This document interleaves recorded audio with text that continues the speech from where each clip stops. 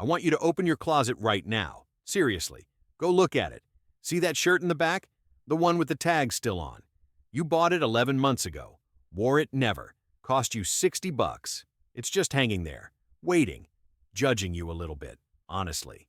Now multiply that by every drawer, every shelf, every forgotten corner of your apartment.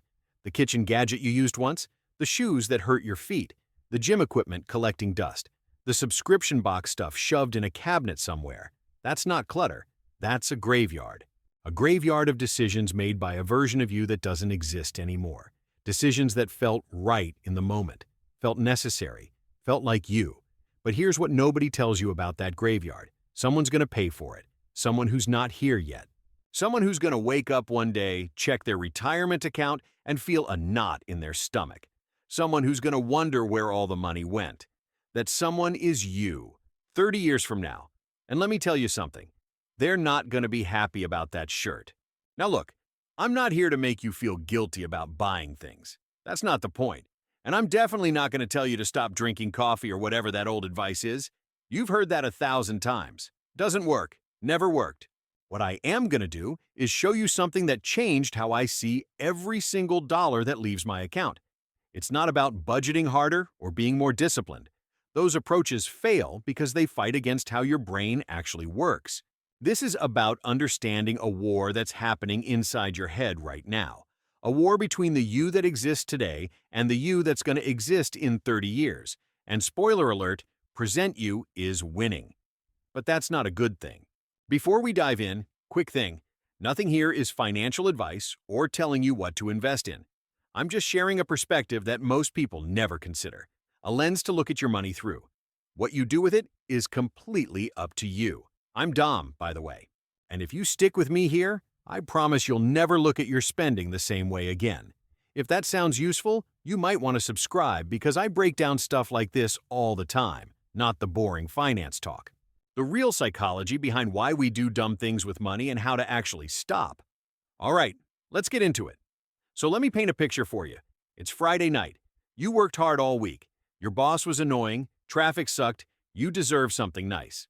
You open up your phone, maybe browse Amazon, maybe check out that restaurant everyone's been posting about. And you think, you know what? I earned this. $45 on dinner, 20 bucks on drinks. Maybe you bought that thing you had in your cart for a week. Not a big deal, right? It's just one night. But here's what's actually happening in that moment. And this is backed by neuroscience, not just my opinion. When you're about to spend money on something you want right now, your brain lights up like a Christmas tree. Dopamine floods your system. It feels good. It feels right. Your brain literally rewards you for the decision before you even swipe the card. But when researchers ask people to think about saving for retirement or their future self, you know what happens? A completely different part of the brain activates. The same part that activates when you think about strangers. Let me say that again because it's insane. Your brain processes your future self the same way it processes a random person on the street. Someone you don't know, someone you don't really care about. So when you choose the fancy dinner tonight over putting that money in investments, you're not choosing between present you and future you. Neurologically speaking, you're choosing between yourself and some stranger. And who wins that battle? You do, every single time. This is called hyperbolic discounting. Fancy term, simple concept. We value things less the further away they are. $100 today feels way more valuable than $200 in a year. Even though logically, waiting makes more sense. It's not a character flaw. It's not that you're bad with money. It's literally how human brains evolved. Back when we were hunting and gathering, thinking about 30 years from now made no sense. You might be dead next week. Eat the food now. But here's the problem. You're not going to be dead next week. Statistically, you're going to live into your 70s or 80s, and that version of you needs money. A lot of it. And right now, you're treating them like a stranger. Let me give you a quick example that might sting a little. Let's say you spend about 40 bucks a week on random stuff. Not big purchases, just the small things. A coffee here, an impulse buy there, upgrading your food delivery order because why not? $40 a week is about $2,000 a year. Not crazy, right? But if you took that $2,000 and invested it instead with average market returns of around 7 to 10%, here's what happens. In 10 years, that money becomes roughly $30,000. In 20 years, it's close to $90,000.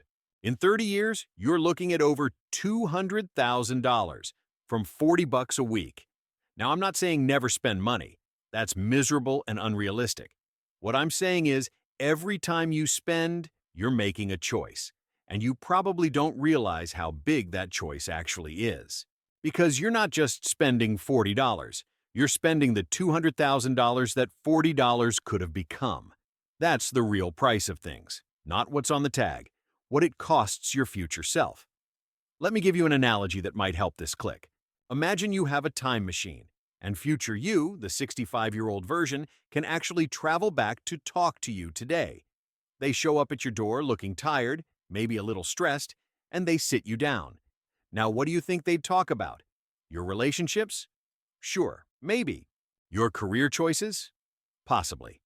But you know what research actually shows people regret most in their later years? It's not the wrong job or the failed relationship. The number one financial regret among older Americans is not saving and investing earlier, not bad investments, not market crashes, just not starting. So imagine that future you sitting across from you right now. They're not mad about the vacation you took. They're not upset about the nice dinner with friends. They're frustrated about the 17 streaming subscriptions, the car payment that ate 30% of your income, the lifestyle that inflated every time your salary did, the 1,000 small purchases you don't even remember. They're looking at you like, dude, I needed that money, and you spent it on stuff you can't even recall. That's the conversation nobody has. Because future, you can't actually show up. They just have to deal with whatever you leave them. Here's another way to think about it. Every dollar you spend is time, your time, time you had to work to earn that money. So let's say you make $50,000 a year. After taxes, that's roughly $25 an hour, give or take. That $100 dinner? That's 4 hours of your life. That $30,000 car upgrade you didn't need? That's over 1,000 hours, half a year of work, just for a nicer car. But here's where it gets really interesting. If you flip it, if you save and invest that money instead, you're not just keeping dollars, you're buying time back, future time, time where you don't have to work if you don't want to. Every dollar invested is a tiny soldier working for you while you sleep. And over decades, those soldiers multiply. They have babies. Those babies have babies. That's compound interest. That's how wealth actually builds. But most people do the opposite. They spend the soldiers. Then they borrow more soldiers from the credit card company. And those borrowed soldiers, they work for the bank, not for you, at 20% interest. So you've got an army fighting against you instead of for you. And you're wondering why you feel broke even though you make decent money. The math is not mathing, as the kids say. Let me tell you about two people. Both are 28. Both make $75,000 a year. Same city, same industry, similar lifestyles. Person A does what most people do. Spends most of their paycheck, saves a little when there's extra, tells themselves they'll get serious about investing later. Finances a nice car because they can afford the monthly payment. Eats out whenever they want because life is short. Person B does something different, not extreme. They still enjoy life, but they automate 20% of their income into investments before they even see it. They drive a decent used car. They cook more than they eat out. Not always, just more. Fast forward 20 years. They're both 48 now. Person A has maybe $50,000 saved. They're stressed about retirement. They're still paying off debt. They realize later might have been too late. Person B has somewhere around $500,000, maybe more. They have options. They could retire early. They could take a lower-paying job they actually enjoy. They could take a year off. Same salary, same opportunities, completely different outcomes. The gap between them isn't talent or luck. It's a series of tiny decisions, made daily, over 20 years. And here's what kills me. Person A isn't stupid. They're not irresponsible.